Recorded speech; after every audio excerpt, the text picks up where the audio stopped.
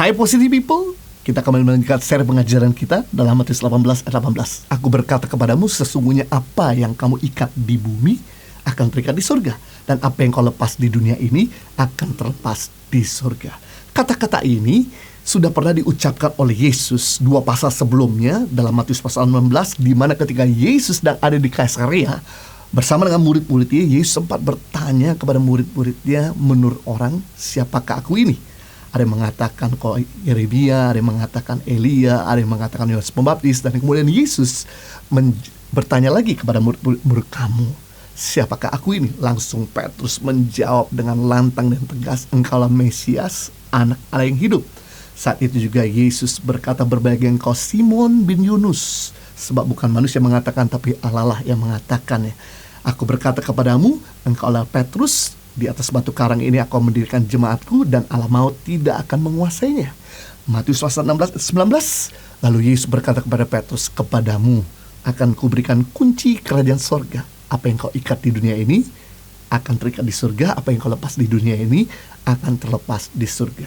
Pada waktu itu kata-kata tersebut hanya ditujukan kepada Petrus. Sedangkan dalam Matius 18 ayat 18, kata-kata ini diulangi kembali oleh Yesus, ditujukan kepada semua murid-muridnya. Dalam tradisi Yahudi, kata mengikat artinya melarang, kata melepas artinya mengizinkan. Jadi dalam terjemahan aslinya adalah Matius 18 ayat 18, katakanlah apa yang engkau larang di dunia juga dilarang di surga, apa yang kau izinkan di dunia juga diizinkan di surga. Memang ada banyak penafsiran tentang ayat ini, tetapi jika kita melihat konteks ayat-ayat sesudahnya banyak berbicara tentang doa, maka Matius 18 ayat 18 dapat bermakna bahwa apa yang terjadi di dunia ini berkaitan dengan yang terjadi di surga. Seperti doa Tuhan Yesus dalam Matius 6 ayat 10, datanglah kerajaanmu di bumi seperti di surga. Berarti dari ayat tersebut Tuhan Yesus sedang memberikan kepada kita otoritas untuk mengubah situasi yang buruk menjadi baik. Kedatangan Yesus selalu menghadirkan yang baik, kedatangan si jahat atau iblis mendatangkan yang buruk.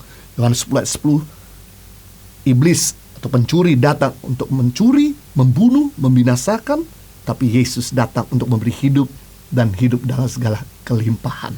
Iblis bisa membuat orang menderita, tetapi ketika Yesus datang, orang yang menderita dibebaskannya.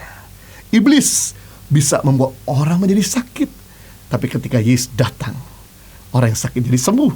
Iblis bisa membuat orang bangkrut, miskin, jahat betul. Tetapi ketika Yesus datang, orang miskin bangkrut, hidupnya berkelimpahan. Iblis hanya merancangkan yang jahat, tetapi Yesus datang mengubah rancangan yang jahat menjadi kebaikan. Dengan bertambahnya usia dan bertambahnya waktu, dunia ini memang tambah problem baik kualitas maupun kuantitasnya. Tapi jangan panik, jangan gentar. Ada harapan bahwa di dalam diri kita ada otoritas, ada kuasa untuk mengubah situasi yang buruk menjadi baik, situasi yang jelek menjadi indah. Gunakanlah otoritasmu. Sama seperti Yesus selama di bumi, dia mengubah yang sakit jadi sehat, miskin jadi kaya, lemah jadi kuat. Maka kita pun punya otoritas yang sama untuk mengikat yang buruk, melepaskan yang baik, mengikat yang baik, melepaskan yang buruk. Jadi kalau kita sadar bahwa kita punya otoritas, yang kita perlu lakukan adalah gunakan otoritas kita dengan penuh keyakinan. Jadi kalau kita mendengar berita bahwa akan ada gempa bumi, tsunami di kota kita, katakanlah bahwa di dalam nama Yesus, saya tidak izinkan Jakarta, Bandung, Surabaya, Medan, Indonesia dilanda oleh tsunami dan gempa bumi. Saya tidak izinkan hal ini terjadi. Maka sesuailah terjadi dengan sesuai perkataanmu. Kalau kita berdoa demikian, kita tidak izinkan terjadi, maka sorban pun tidak akan mengizinkan terjadi. Kalau kita berdoa mengizinkan terjadi, maka sorga pun mengizinkan hal itu terjadi. Jadi kalau usaha kita semakin mundur, omset semakin berkurang, masuk keluar lebih banyak luarnya. Jangan kita berkata, ya sudah, kita pasrah aja. Memang masa pandemik, mau dapat untung bagaimana? Kalau kita izinkan usaha kita lesu, sorga pun mengizinkan. Justru yang harus kita katakan, di dalam nama Yesus, saya tolak kerugian, kebangkrutan, kekurangan, segala belang pelahap, dihalaukannya daripada usahaku.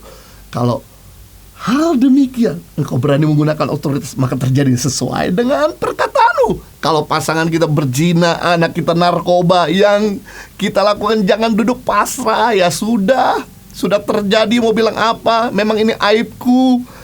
Yang kita perlakukan, jangan kita pasrah begitu saja, tapi yang kita lakukan, gunakan otoritasmu. Kalau suami berzina, katakan, di dalam nama Yesus, roh perzinahan yang mengikat suamiku dihancurkan. Guna-guna pelet dihancurkan. Aku ikat dalam nama Yesus. Maka beranilah berkata, suamiku pasti bisa mengasihi keluarga, suamiku bisa hidup kudus. Ketika kita tidak mengizinkan suami berzina, sorga pun akan mencegah suami Anda berzina. Haleluya. Apa yang Anda ikat di bumi akan terikat di surga. Apa yang Anda izinkan terjadi, sorga juga akan izinkan terjadi. Apa yang Anda tidak izinkan terjadi, sorga pun tidak akan izinkan hal itu terjadi. Jadi jangan cuma duduk-duduk aja, pasrah begitu saja. Yang kita perlukan, gunakanlah mulutmu, bicara, speak. Your word is not just communication, but your word is creation. Kata-kata Anda bukan sekedar komunikasi, tapi kata-kata Anda punya kuasa untuk menciptakan. Itu sebabnya berhati-hatilah kepada siapa Anda berkata-kata, sebab kata-kata kita bisa mendatangkan berkat bagi masa depan seseorang. Juga kata-kata kita bisa mendatangkan kutuk bagi masa depan seseorang. Hati-hatilah menggunakan kata-katamu, sebab kata-katamu bisa mendatangkan kutuk bagi dirimu sendiri. Juga kata-katamu bisa mendatangkan berkat bagi dirimu sendiri. Itu sebabnya baiklah yang lemah berkata, ku kuat. Yang sakit berkata, aku sudah sembuh. Yang berkekurangan, aku cukup. Pasti terjadi sesuai dengan otoritas perkataanmu. Termasuk yang belum punya pasangan, jangan stres, jangan sedih. Yang kita perlu lakukan, buat katakan bahwa Tuhan sudah siapkan yang terbaik. Janji Tuhan ya dan amin. Sama seperti Adam, tidak stres ketika dia hidup sendirian, lonely di Taman Eden. Yang dilakukan dia tetap produktif, menyebutkan nama-nama binatang. Dan pada akhirnya Tuhan menjanjikan memberikan yang terbaik buat Adam. Sama ketika kita lihat orang yang sakit, yang kita lakukan, jangan takut, jangan panggil pendeta dulu, tapi doakanlah.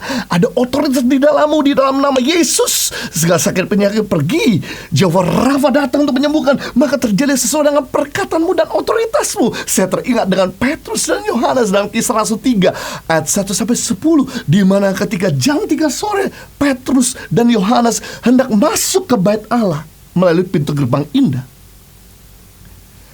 dia dicegat sama orang yang lumpuh dari lahir, meminta sedekah.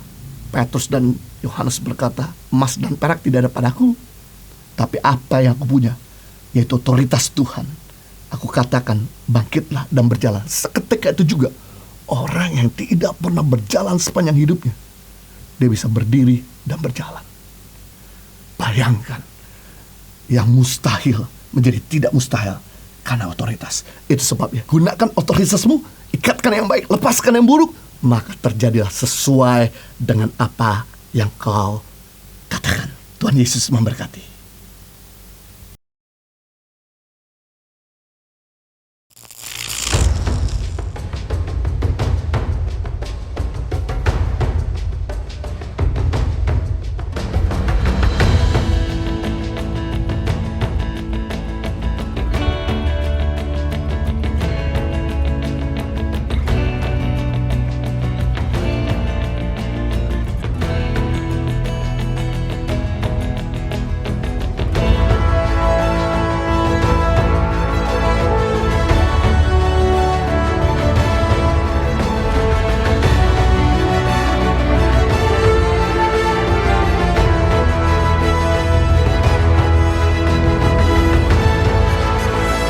Suka duka, perjuangan guru tangan pengharapan dalam membangun pendidikan di pedalaman Indonesia.